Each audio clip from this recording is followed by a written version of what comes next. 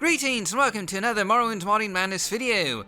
Today we're actually taking a look at the 4 house mods that each of the 4 modding teams submitted for the first challenge of Morrowind Modding Madness. And there's some, really unique and really strange stuff in here, and of course you'll find download links to all of them, as well as a link to our online poll where you can vote for your favorite house mod down in the video description below. So let's go ahead and get things started with our first house mod here, Nil-Ruhn by Team Flying Guars, and this is actually composed of TheDrunkenMudcrab and MementoMoritius, and this is by far the most lore-friendly and vanilla-friendly and, for that matter, normal-looking house mod released in this challenge. It adds a new Rattle-Teeth Manor and tower to the southern Grazelands, as you can sort of see here, with a new road leading up to the house's entry, and inside you'll find a modest-sized Rattle-Teeth abode with a large central area that the rest of the house sort of, surrounds with these open walkways, staring down into the central dome room, which is home to a number of gardens and trees and potted plants, and there's even a Rattle-Teeth fountain in the center of it all. This is a really nice and relaxing area that, can also double as an ingredient garden of sorts, if you just want to go through and rip all the plants out to make your potions with and whatnot. And anyway, heading upstairs, you'll find some, small rooms on each side of the manor, and this one here includes altars of enchanting and spellmaking, sort of like Oblivion's magic system where you can get enchanting and spellmaking services from various altars, and there's also a shrine room with all the major shrines practically in the game, so you can get blessings or cures or anything else, shrine related. And on the other side you'll find a small storage room, which includes labeled containers for simple and easy organization and storage, and I believe these are also high capacity containers as well, so they can, hold a lot of stuff. And there's also a very small display hall up here, and I do mean small, there's enough room for maybe a few item collections, but again, this is a modest-sized home, not an overly epic estate. And moving on past this large main entry hall, you'll find your personal quarters and bedroom, which is a large and beautifully detailed chamber with open walls looking out into the caverns that your new home is built into. And included here is a bed, a teleport ring that can take you back to your home at any time, a study, a small lounge and seating area, storage, and some more, display space. And again, this is probably the most beautiful room in the house. The design is certainly unique and decorative. Moving on, we have Mr. Mudhut's Shurreal estate by Team Cutie Kagouti, aka R0, Digmen, and Povuholo. And this mod adds a very unusual mudcrab real estate agent to the Bitter Coast region just outside of Guars, with what looks like a house on the back of his shell. And of course, you can buy this apparent estate from the Mudcrab here for about 500 gold, and he has some very interesting and uniquely written dialogue that's a bit on the, sort of humorous side. And in order to access your new Mudcrab home, you'll need to pay for transportation, about 12 to 15 drakes each time you want to go back home, and that's where they get you really. The 500 gold isn't too much, but 15 drakes per trip is going to add up over time. But anyway, you can see the exterior of this new Mudcrab Island home here, and yes, as you can see, it's basically an island on top of a giant Mudcrab shell, with a, main manor house, docks, which includes a Mudcrab shell that you can, pray to in order to get back to Vardenfell, and a tower off to the side.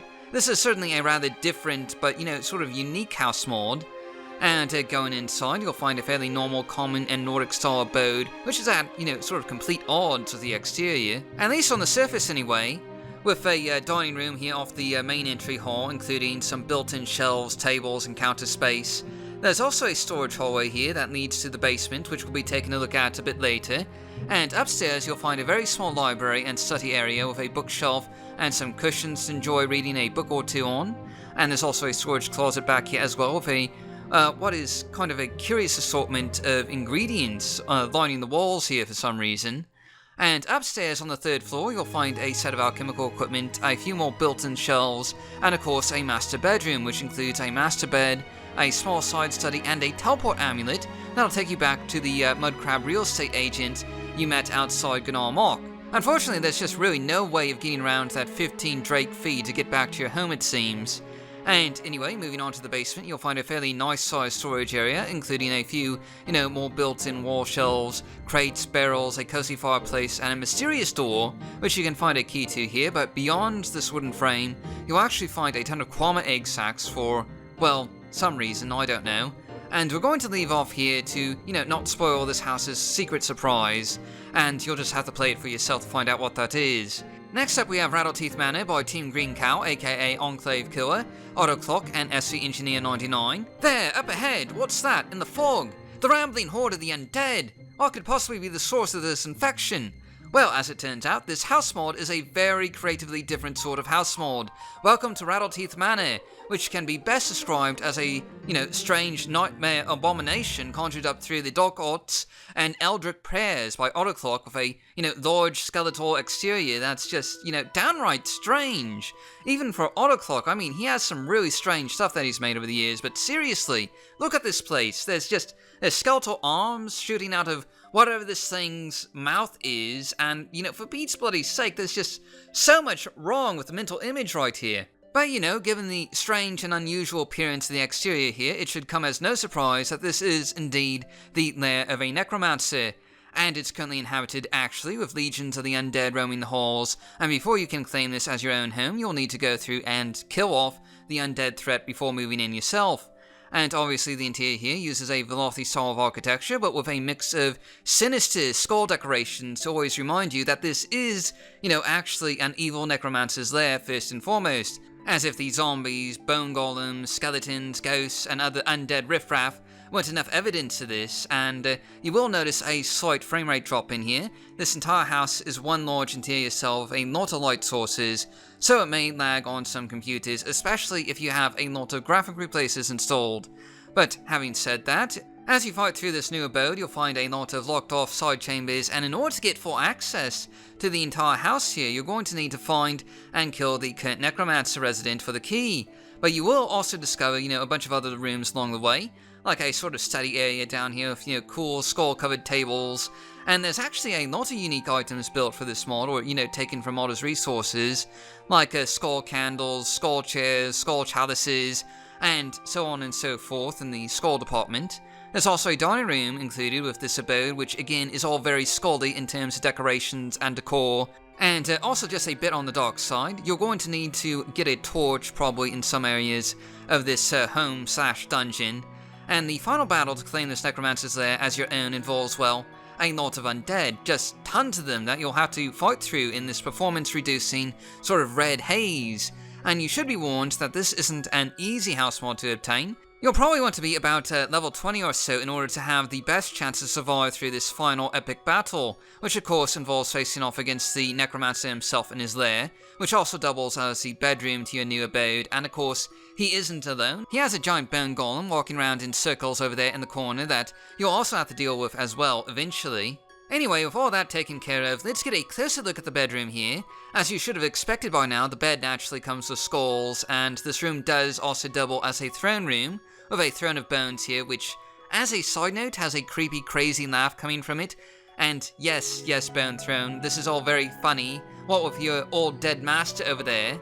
You'll also find a few shelves of books that, can be used as containers, and an alchemy station with yet another bone chest to hold your ingredients in. Now, this house does also come with a ton of cool necromancer-style features, including a summoning pit where if you have the ingredients belonging to a particular creature, along with, some other components, you can summon that creature on this platform here, though we're actually going to be skipping over that part here since the showcase is already a bit on the long side.